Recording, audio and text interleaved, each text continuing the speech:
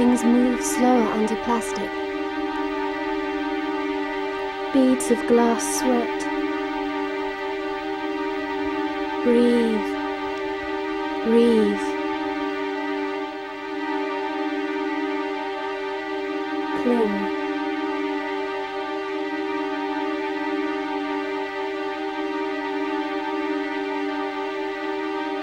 Underbelly up.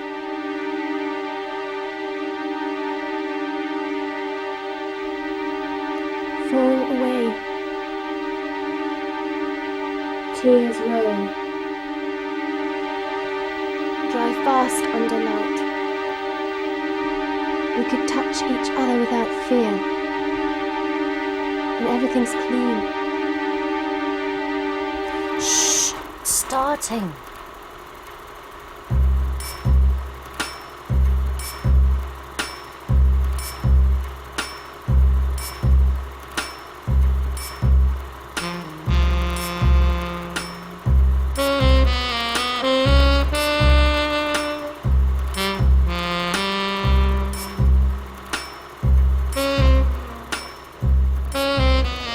What is it you want, she says.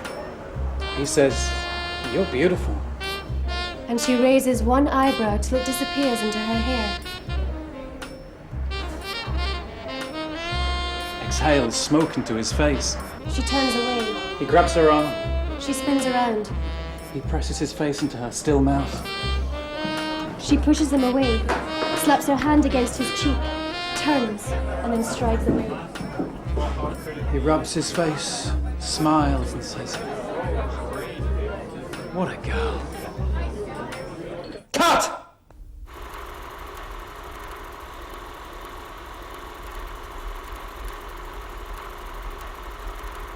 She's the apple. Behold the beauty in the master's eye. Look, she glows in strange places. They said he spent the lonely nights warming his hands on the day's rushes. They are running through the gardens. The summer wind is swimming about her. The air is dancing in her eyes, and her hair, so fine, is flowing behind her. She looks back to him laughing. She says, Cut!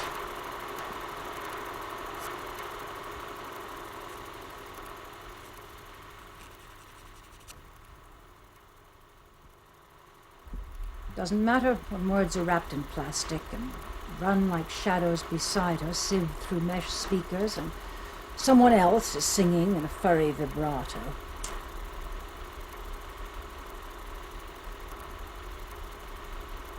Expression falls apart in the face of words. If the lips move too fast, watch the eyes. Talk till you're blue in the face. Say it again. Say it again.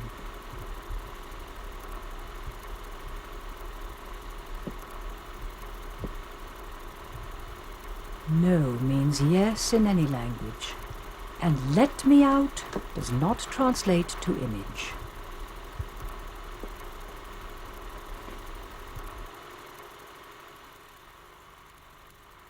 She couldn't see him beyond the lights, but she could hear the blonde in the next studio dubbing his love.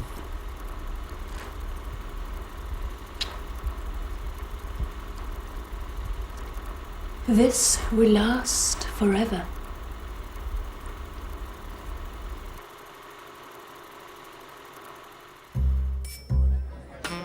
she moves away. He pulls her forward. She puts her hands against his chest. Look, they brushed a spot of gold in the middle of her bottom lip. And it holds the light like a red peach with no skin. Cut!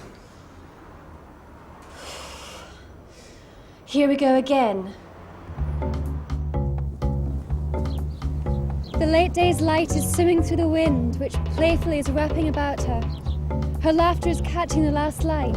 He is right behind her. She turns laughing, she says, But her words are swallowed by the drone of a Messerschmitt strafing the air. and they fall. Cut! He played it again that night. He watched the fall. From behind, from the side, then in front. Play it again, he shouted. Again and again! Till the gunfire left the studio ringing. He called for them to freeze the fall. And her face melted in a black circle, but her eyes hung there for a moment, like an echo. Action!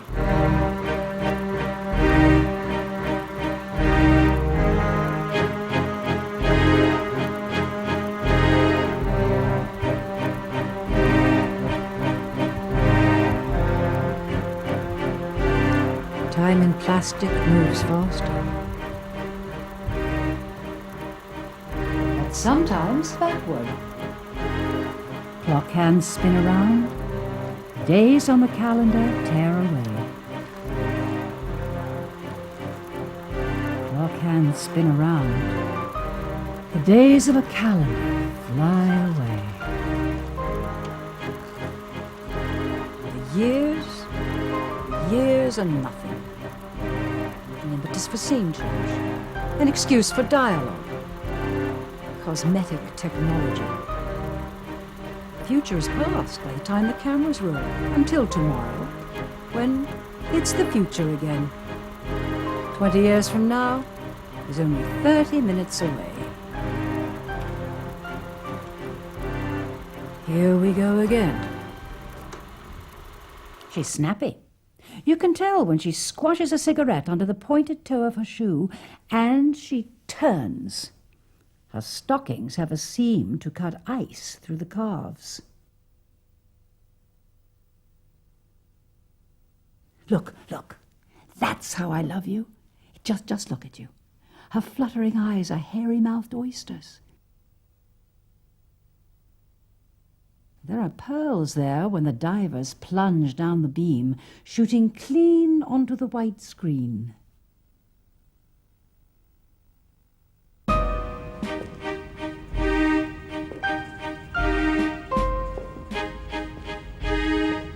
She will not speak.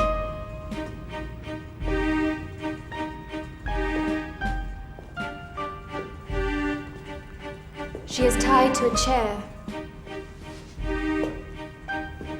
White light is pointing at her eyes. In this grey and empty room, the fat guy with close-up, too many medals pinned to his plump chest.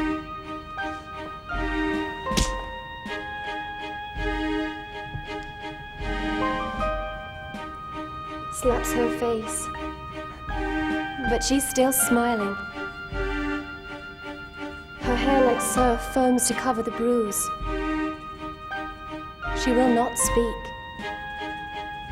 She will not divulge Plan M467. She whispers to Campbell. They think they've found all the cyanide capsules.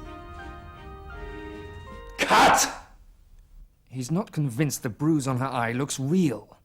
Colour moves in large, caked bodies, in sweaty grooves clinging to light, caught in layers of trembling lashes. The colour they give you will last, long after they turn out the lights, long after you've ceased to blink.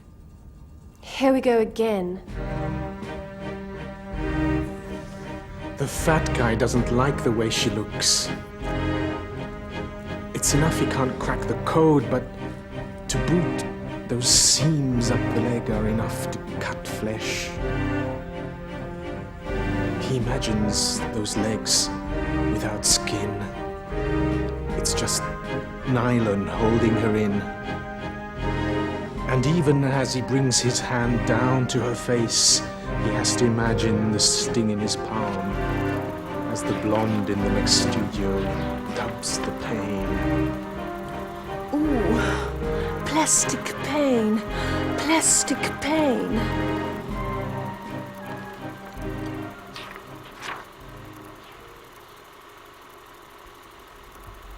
That night he watched the slap till morning. And in this pain, oh, he loved her.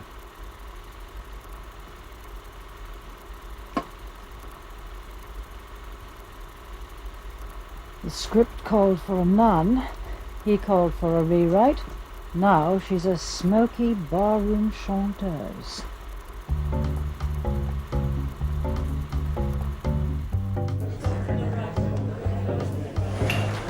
A woman of uncertain birth.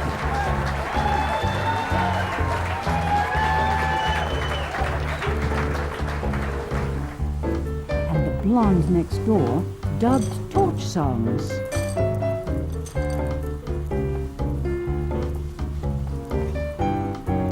It only caught light when her mouth moved.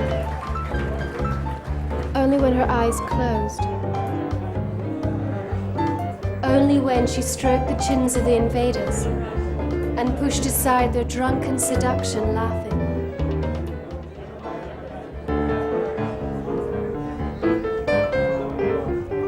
Her boyfriend's the piano player. Too tall, too blue-eyed.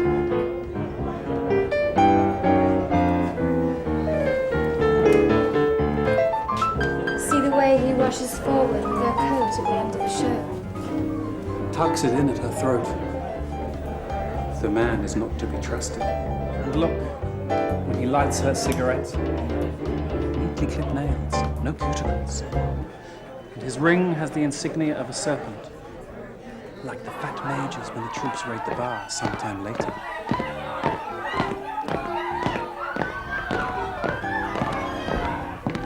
The boyfriend's cucumber cool as they lead her away, and his hands dance on the black, the white keys. Keep playing, shouts the major.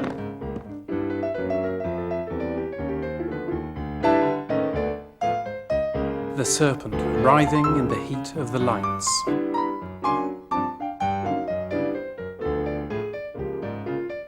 Cut! Here we go again.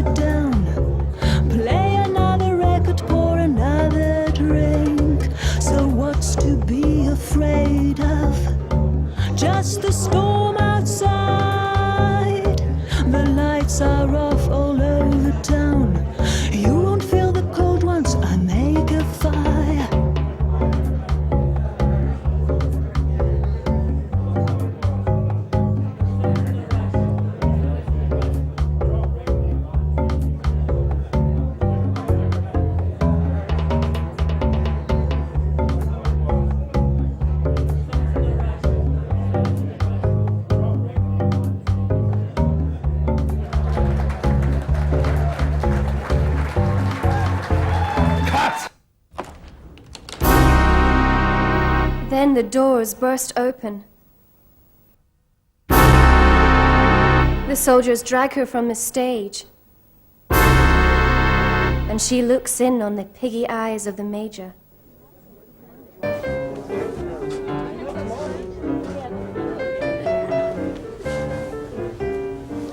Draws her coat around her.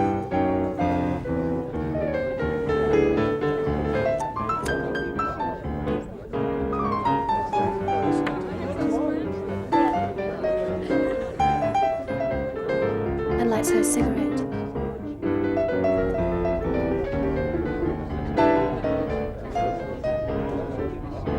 Looks once backwards to him, playing up a storm. Play on!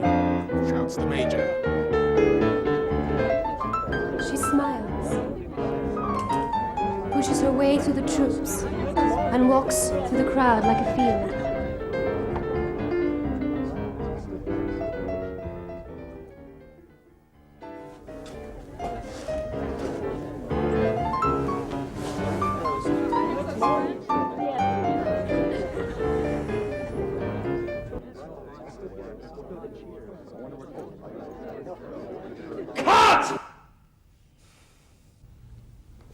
She shouted from the darkness that her hair was tucked into her collar and that her cheeks were shining. A makeup woman scurried in from the wings and Pat dabbed a sponge at her nose. "More color!" he shouted.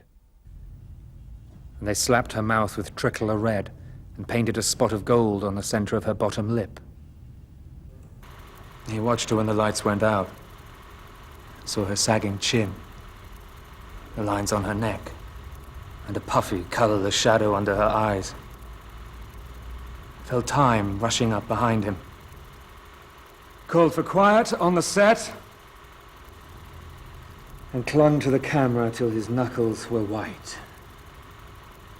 Here we go again. Sometime later, it must have been morning. The light was pouring through her bars of her window like solid rods. She calls to the guard. Has he got a cigarette? Then from under her tongue, she draws out the cyanide capsule. Like a precious stone, it glistens in the light.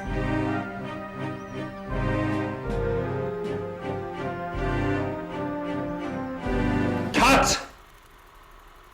Later, it was early morning. The projectionist kept dozing off. He shouted again and again for them to play it! Play it! Hold it!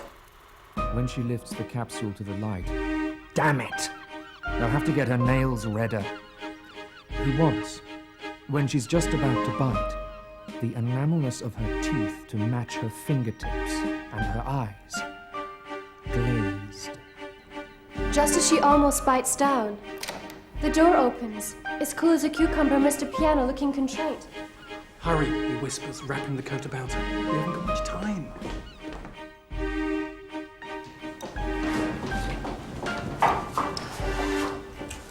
Tiptoe past the guards, snoring, and hurry through a drain. No, it's a tunnel.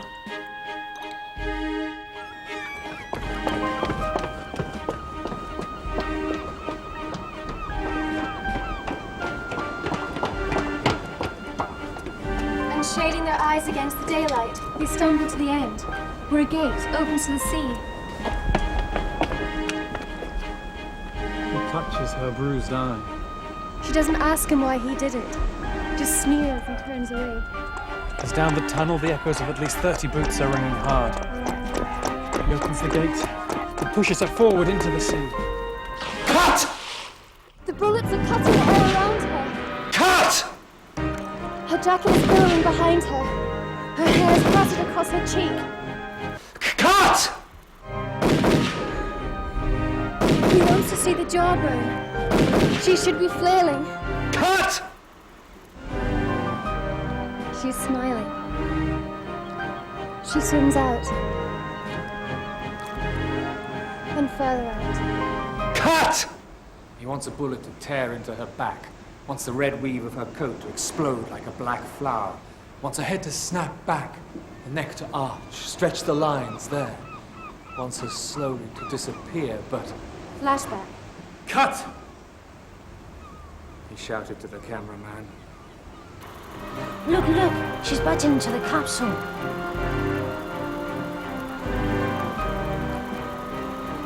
And as her teeth pierce the gelatin shell, her eyes roll back in relief like ecstasy. And the solid beams of light hammer into the black fruit of her eyes. A tear, like a drop of mercury, rolls through the fine hair on her cheek. Everything's dark. There's just her hanging softly on top of the sea.